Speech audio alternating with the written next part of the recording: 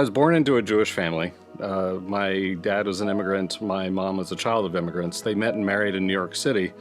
Several years later, I was born in Indiana. My sister was 7 and I was 4 when we stopped going to synagogue, and several years passed by. And my mom mentioned that she had been interested in Christianity for a long time. She invited us to go to church with her, try out some different churches, different denominations. And for us, the Episcopal Church stuck. I got involved in Sunday school, attended every Sunday service, some youth group activities. I became an acolyte. Yes, I was an altar boy. The experience for me kind of brought into focus a feeling I had had my entire life, which was, God's got this, everything's going to turn out all right. I knew that God was out there looking over us, that he was going to provide and protect for us. And being raised in the Episcopal Church kind of solidified that.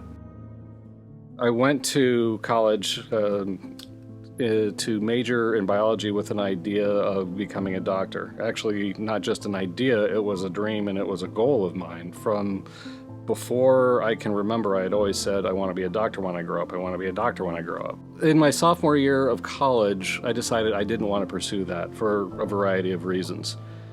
And that really hit me pretty hard. Probably the biggest reason was because of my parents' disappointment in me. After college, I met my wife, got saved actually while we were dating. We married, moved from St. Louis to Philadelphia, where she went on to pursue her studies to become a doctor. I went on to pursue a doctorate in neuroscience. It took about a month of us being apart when Julie graduated med school, moved to St. Louis so she could train as a pediatrician. We decided she'd take the kids with her and I would come back from Philadelphia to St. Louis every couple of weeks. A month of that and I said I was done. I could not be away from my family for that amount of time.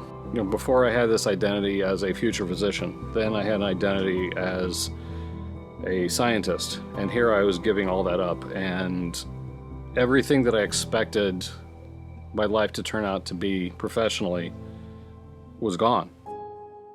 Then things got weird, got pretty bad.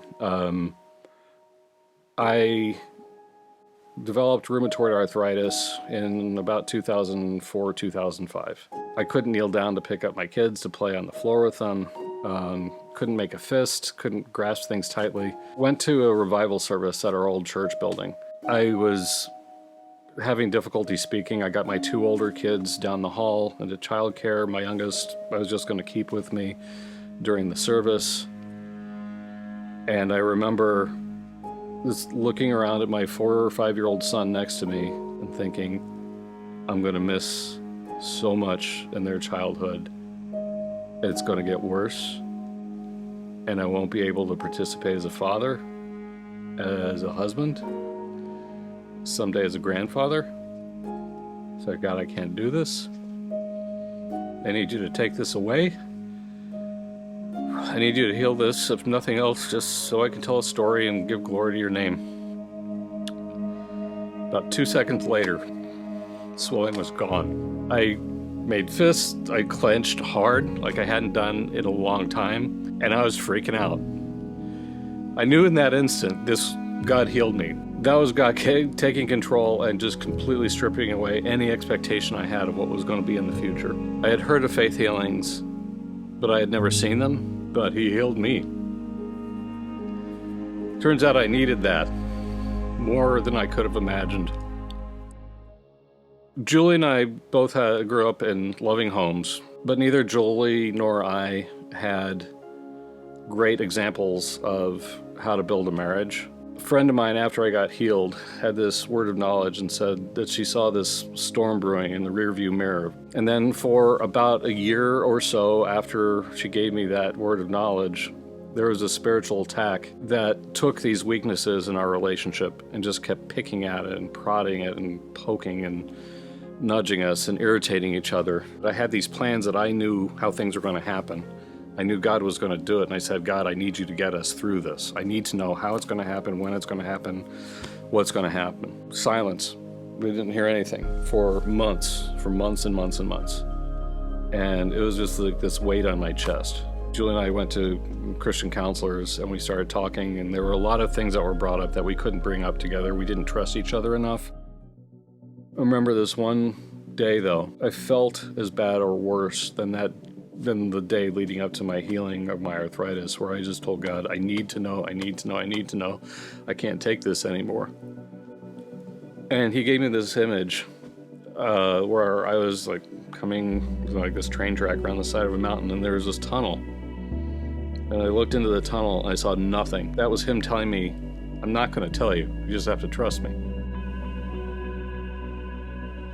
And at that point, I just gave up anything that was me. I just collapsed on the floor in tears and gave it up, because I knew that was the only thing that was going to get me through. It was the only thing that's going to get us through. The next night, I talked to Julie, and I apologized for the way I'd been behaving over the last year, or the last however much time.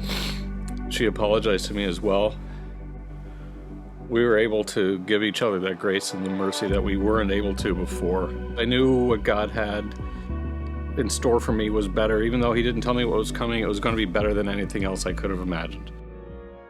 What I found is that by giving up all of this stuff, the plans that I thought that I had by knowing better, has been better than anything I could have ever imagined. By me being willing, he's using me to further his kingdom, to put change into my life as an example of how others may see hope, see a future, and see love in ways that they maybe couldn't see themselves. Whatever God has in store for you, let him. My dad, when he was 5 years old, came to this country escaping the Nazis. Here I am in a small town in the middle of some corn and soybean fields, able to tell my story of how God rescued me, rescued my marriage, raised 3 amazing kids. And if I help one person, that's all I can ask for. If my story can help one person, inspire one person, that's all I can ask for. I'm Dan Fleischer, and this is my story so far.